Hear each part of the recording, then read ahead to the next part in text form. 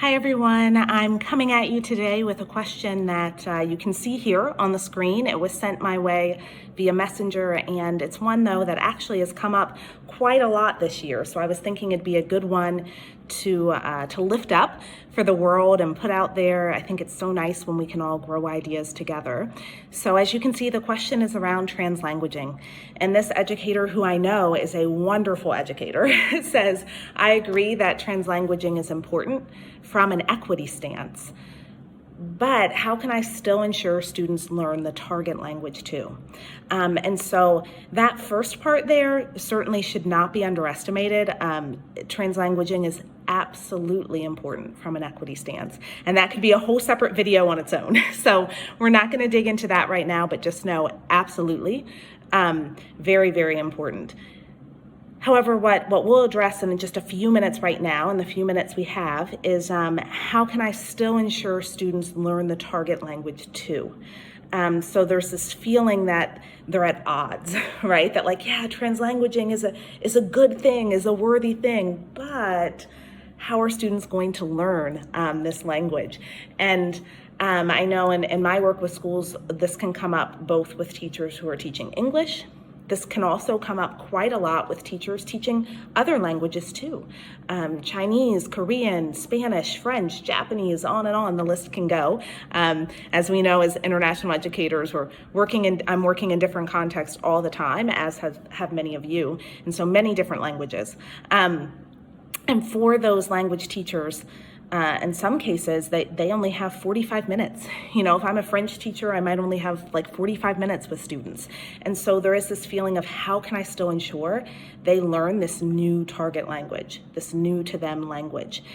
And so one misconception that can sometimes lead to this feeling and this rub is the misconception that translanguaging is somehow chaotic or haphazard, that it's just this feeling of we go in and whatever we're working on, students can just use whatever language they want anytime, and it's chaos.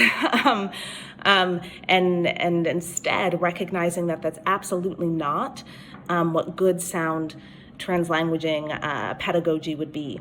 Instead, translanguaging is very much about intentional design, which I think is true for kind of all aspects of quality teaching, right? That so much of great teaching is about being intentional.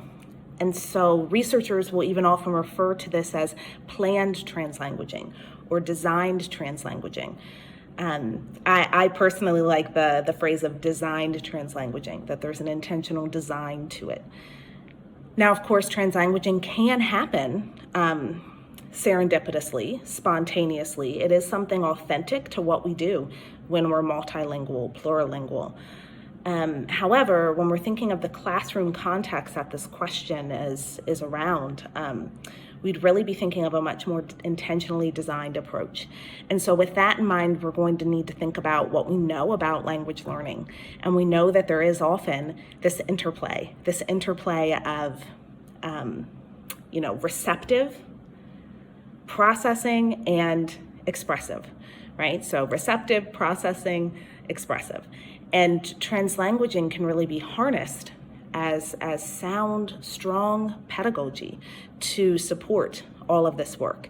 So in the receptive stages, when you're teaching a language, how do you lift up and harness other languages learners know? So if I'm teaching French and I know the majority of my students, or maybe even all of my students, speak English as well, I might on purpose, maybe we're studying narrative.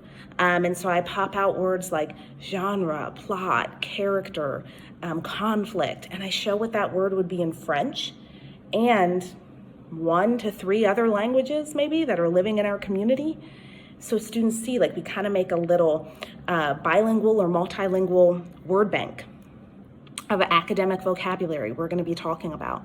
And then students' brains can make those connections. Our brains thrive on connection, right? Think about yourself when you've learned a language. You're often thinking, oh, so it's like that word in that other language I know. So that receptive piece, translanguaging can actually help, not hinder. Right? Our brains thrive on connection. Then in the processing piece, opening up space for students to research, brainstorm, create mind maps when they're planning in any language. That helps. And that's where this agency and decision making comes in, that students have to be the ones to reflect and make choices. What language would help me right now? What language would not help me right now? Right? And that's where they start to self-regulate and become aware, oh, it's helpful for me to use my other language in this context. It's not so helpful for me in this other context, right? And that comes with practice. Like anything else, we need to exercise our agency and decision making. But opening up space for them to use their entire linguistic capacity when they're processing, so that then when it comes time to express, whether they're giving some kind of speech or presentation and expressing orally, or whether they're writing, creating something, then you can say, you know, this needs to be in this target language. You're going to be writing this opinion piece in Chinese, or you're going to be presenting this in Korean, right? And then they can take all that they've been receiving and processing and express it to the best of their ability in the target language.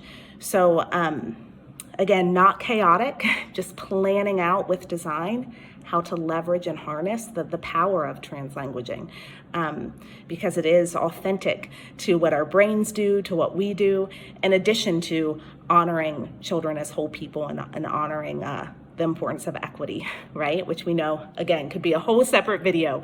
But those of you who are interested in more, I am gonna add to the comments just a link to a session that I did a while ago. It was a live session and now it's available on demand.